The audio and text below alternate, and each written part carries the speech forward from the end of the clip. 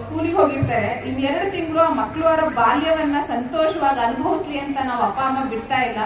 ಆ 2 ತಿಂಗಳು ಮತ್ತೆ ಮಕ್ಕಳಿಗೆ ಇನ್ನೊಂಥರ ಸ್ಕೂಲು, ಸಮ್ಮರ್ ಕ್ಯಾಂಪ್. ಮತ್ತೆ ಬೆಳಗ್ಗೆಯಿಂದ ಸಂಜೆ ಮಕ್ಕಳು ಆ ಸಮ್ಮರ್ ಕ್ಯಾಂಪ್ ಅಲ್ಲಿ ಬೇರೆ ಬೇರೆ ಚಟುವಟಿಕೆಗಳಲ್ಲಿ ತೊಡಗಬೇಕು. ದಯವಿಟ್ಟು ನಿಮ್ಮ ಮನೆಗಳಲ್ಲಿ ಆ ತರ ಮಕ್ಕಳುಗಳಿದ್ರೆ ಆ ಮಕ್ಕಳುಗಳನ್ನ ಮುಕ್ತವಾಗಿ ಬಿಡಿ, ಅಥವಾ ಹಳ್ಳಿಗಳ ಕಳಿಸಿ ಅವ್ರ ಅಜ್ಜಿ ತಾತನ ಜೊತೆ ಬೆರೆಯೋದಕ್ಕೆ ಬಿಡಿ. ಅಲ್ಲಿ ಖಂಡಿತ ಅವರು ಒಂದಷ್ಟು ಜನಪದ ಮೌಲ್ಯಗಳನ್ನ ತಿಳ್ಕೊಂತಾರೆ ಅಂತ ನಾನು ಭಾವಿಸ್ತೀನಿ. ಮಕ್ಕಳು, ಇವತ್ತು ಎಲ್ಲರೂ ತುಂಬಾ ಖುಷಿ ಪಟ್ಟಿದ್ದೀರಾ, ಸಂತೋಷ ಪಟ್ಟಿದ್ದೀರಾ. ನಿಮ್ಮೆಲ್ಲರ ಸಂಭ್ರಮವನ್ನ ನಾವು ಟಿವಿ ಸರ್ಕಲ್ ಇಂದ ಇಲ್ಲಿವರೆಗೂ ನೋಡ್ತಾನೆ ಇದ್ದೀವಿ. ಇದಕ್ಕೆ ಮುಖ್ಯ ಕಾರಣ ನಾವು ಮಾತ್ರ ಅಲ್ಲ, ನಮ್ಮ ಶಾಸಕರು, ನಾವು ನಮ್ಮ ಅಧ್ಯಾಪಕರೆಲ್ಲ ಹೋಗಿ ಕೇಳ್ಕೊಂಡ್ವಿ. ಶಾಸಕರು ಹೇಳಿದ್ರು, ನಾನು 27ನೇ ತಾರೀಕು ಫ್ರೀ ಇದ್ದೀನಿ, ಖಂಡಿತ ನಿಮ್ ಜೊತೆ 2 ರಿಂದ 2.5 ಗಂಟೆ ನಾನು ಟೈಮ್ನ ನಿಮ್ ಜೊತೆ ಸ್ಪೆಂಡ್ ಮಾಡ್ತೀನಿ, ವಿದ್ಯಾರ್ಥಿಗಳ ಜೊತೆ ಸ್ಪೆಂಡ್ ಮಾಡ್ತೀನಿ ಅಂತ. ಹಾಗೆ ಸರಿಯಾದ ಸಮಯಕ್ಕೆ ಬಂದು ನಮ್ಮ ಕಾರ್ಯಕ್ರಮಕ್ಕೆ ಅದ್ಭುತವಾದಂತಹ ಚಾಲನೆಯನ್ನು ಕೂಡ ಕೊಟ್ಟಿದ್ದಾರೆ. ಅದಕ್ಕಾಗಿ ಅವರಿಗೆ ನಾವು ತುಂಬಾ ಕೃತಜ್ಞತೆಗಳನ್ನ ಹೇಳ್ತೀವಿ. ಜೊತೆಗೆ ನಾನು ಈ ಕಾಲೇಜಿನಲ್ಲಿ ಪ್ರಾಂಶುಪಾಲರಾಗಿ ಅಧಿಕಾರವನ್ನ ತೆಗೆದುಕೊಂಡಾಗಿಂದ ಸರ್ ನಮ್ಗೆ ಎಷ್ಟು ಸಹಾಯ ಮಾಡಿದ್ದಾರೆ ಅಂತ ಹೇಳಿದ್ರೆ ನಾವು ಎಲ್ಲಾ ವಿದ್ಯಾರ್ಥಿಗಳಿಗೂ ದಿನ ತಿಳಿಸಿಲ್ಲ.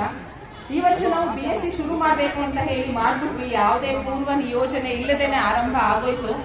ಆದ್ರೆ ನಮ್ಗೆ ಅತಿಥಿ ಉಪನ್ಯಾಸಕರ ಒಂದು ತೊಂದರೆ ಇದ್ದಿದ್ರಿಂದ ನಮ್ಗೆ ಅವ್ರಿಗೆ ಪಾಠ ಮಾಡಿಸೋದಕ್ಕೆ ಆಗ್ತಾ ಇರಲಿಲ್ಲ. ಇಂತಹ ಸಂದರ್ಭದಲ್ಲಿ ನಮ್ಮ BSc ಮಕ್ಕಳುಗಳಿಗೆ ಸ್ವತಃ MLA ಸಾಹೇಬ್ರು ಅವ್ರ ಕೈಯಿಂದ 50,000 ರೂಗಳನ್ನ ಕೊಟ್ಟು ಬೇರೆಯವ್ರ ಹತ್ರ ತರಿಸಿ ಪಾಠ ಮಾಡಿಸಿ ಅಂತ ಹೇಳಿ ನಮ್ಮ ವಿದ್ಯಾರ್ಥಿಗಳಿಗೆ ನೆರವಾಗಿದ್ದಾರೆ. ಅದಕ್ಕೆ ನಮ್ಮ ವಿದ್ಯಾರ್ಥಿಗಳ ಪರವಾಗಿ ನಾವು ನಿಮಗೆ ಕೃತಜ್ಞತೆಯನ್ನು ಅರ್ಪಿಸ್ತೀವಿ ಸರ್.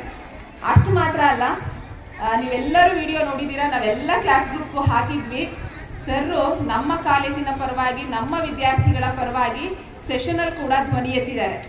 ನಮ್ಮ ಮಕ್ಕಳಿಗೆ ಬಿಲ್ಡಿಂಗ್ ಅಲ್ಲಿ ರೂಮ್ಸ್ ಸಾಲ್ತಾ ಇಲ್ಲ, ನಮ್ಗೆ ಇನ್ನೂ ಬಿಲ್ಡಿಂಗ್ ಬೇಕು, ಒಳ್ಳೊಳ್ಳೆ ರೂಮ್ಸ್ ಬೇಕು, ನಮಗೆ ಇನ್ನೂ ಫ್ಯಾಕಲ್ಟಿ ಬೇಕು, ಎಷ್ಟೋ ಸಬ್ಜೆಕ್ಟ್ಗಳಿಗೆ ಫ್ಯಾಕಲ್ಟಿ ಇನ್ನೂ ಇಲ್ಲ, ಗ್ರಾಮೀಣ ಪ್ರದೇಶದ ವಿದ್ಯಾರ್ಥಿಗಳಿಗೆ ಕಲಿಯೋದಿಕ್ಕೆ ಫ್ಯಾಕಲ್ಟಿ ಬೇಕು ಅನ್ನುವಂಥದ್ದು. ಅದರ ಜೊತೆಗೆ BScಗೆ ವಿಶೇಷವಾಗಿ ಅಧ್ಯಾಪಕರನ್ನ ನಿಯೋಜಿಸಿಕೊಡುವಂತೆ, ಮತ್ತೆ ವಿದ್ಯಾರ್ಥಿನಿಯರ ಕಾಲೇಜಿಗೆ ನಮಗೆ ಕಾಂಪೌಂಡ್ ಅನ್ನ ಒದಗಿಸ್ಕೊಡಿ ಅಂತ. ನೋಡಿದಿರಲ್ವಾ ಎಲ್ಲರೂ? ಇದೆಲ್ಲವನ್ನ ನಮ್ಮ ಪರವಾಗಿ ಸರ್ಕಾರಕ್ಕೆ ಸರ್ ಬೇಡಿಕೆಯನ್ನ ಸಲ್ಲಿಸಿದ್ದಾರೆ. ಅದಕ್ಕೂ ಕೂಡ ನಾವು ನಮ್ಮ ಎಲ್ಲಾ ವಿದ್ಯಾರ್ಥಿನಿಯರ ಪರವಾಗಿ ಸರ್ಗೆ ಕೃತಜ್ಞತೆಯನ್ನ ಅರ್ಪಿಸ್ತೀವಿ. ಸರ್, ಒಂದು ಕಾಂಪೌಂಡ್ ಅಂತ ಬಂದ್ರೆ ಕಾಲೇಜ್ ಒಳಗಡೆ ತುಂಬಾ ಬದಲಾವಣೆಗಳು ಖಂಡಿತ ಆಗುತ್ತೆ. ನಮ್ಗೆ ಯಾವುದೇ ಕಾಂಪೌಂಡ್ ಇಲ್ಲದೆ ಇರೋದ್ರಿಂದ ಇಲ್ಲಿ ಯಾವುದೇ ಬದಲಾವಣೆಗಳನ್ನ ಮಾಡೋದಕ್ಕೆ ಸಾಧ್ಯ